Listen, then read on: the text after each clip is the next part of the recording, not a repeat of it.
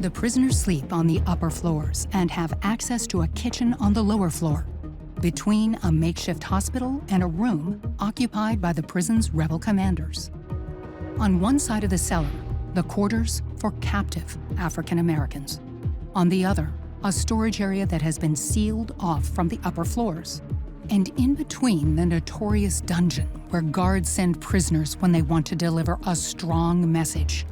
And the entire prison is guarded by sentries and dogs. What Rose and Hamilton understood immediately is that the only way out of Libby will be to dig a tunnel out of the east cellar. But first, they must get into the east cellar undetected. The noise coming from the nightly gathering in the kitchen provides the cover they need.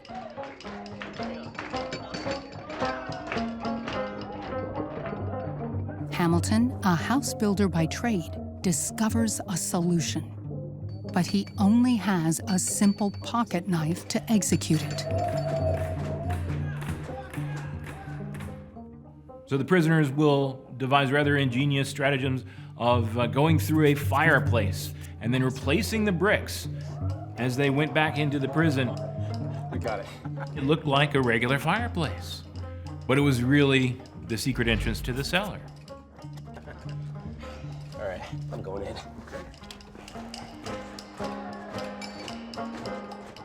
After 15 nights of work, Hamilton and Rose make it to the basement, where they are met with another surprise.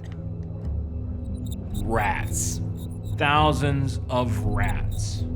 You start to feel something and hear something scurrying around on the floor. Maybe this is the wall. The river's over this way. Right. The plan was to dig down and pass under the foundation. Then change the direction and work parallel with the wall to a large sewer that passes down the canal street, and from there make our escape. It's a dangerous plan. Even if they could make it outside the prison, they would still need to negotiate crowded city streets, rebel encampments, and vast swaths of nearby swampland. How are we gonna do it? They didn't have any tools for tunneling. Oh, we're gonna need a chisel to get through all that foundation. And so they would sneak off things like chisels, pen knives, case knives, pocket knives that they used to dig through. Spittoons for the dirt. We'll carry it out that way. They would grab a spittoon or a cuspidor. Any rope? We're gonna need a lot of rope. Probably around 200 or so feet. Hurry up. It's gonna take a while. Let's get some more guys on this. 86, 87, 88, 89, 90. Here. What's that chisels? Welcome to Rat Hell, Mr. Rackle. The tunneling team grows to include J.F. Gallagher and a handful of others. They are monitored closely by prison clerk Erastus Ross. With this many enemy soldiers held so close to the capital, the Confederates could not let their guard down. Basically, his main job was accountability. How many prisoners do we have? If Ross's count is off, the whole prison would go into lockdown, and what little autonomy the prisoners maintained could be lost. We hit water! The tunnel's not gonna work! They've dug too deep. Water from a nearby canal begins to seep in. Our first plan of escape being thwarted, no time was lost in devising another.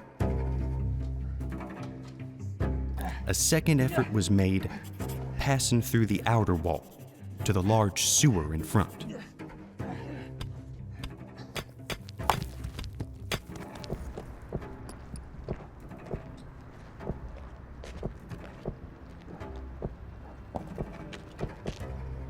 Private, get over here. Do you hear that? Listen.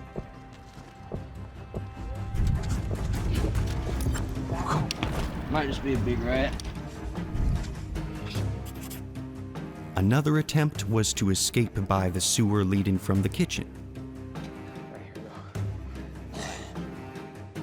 Bad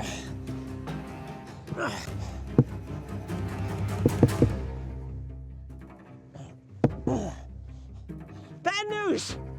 Bad news, it's solid oak! It's too thick!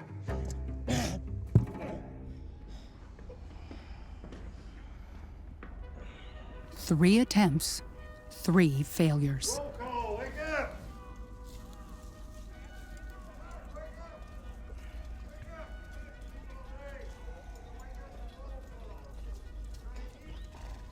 But Rose isn't about to give up. He devises an even more audacious plan. Thank you, gentlemen. You are dismissed.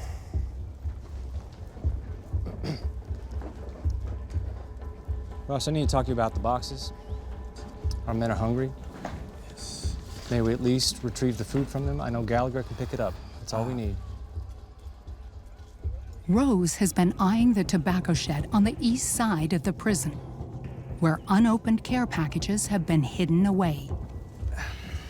My hands are tied. You see how many hungry men I have here? Yes, I do, but we've got sweet potato. Erastus Ross, the prison clerk, grants permission for one of Rose's men to retrieve a package from the shed.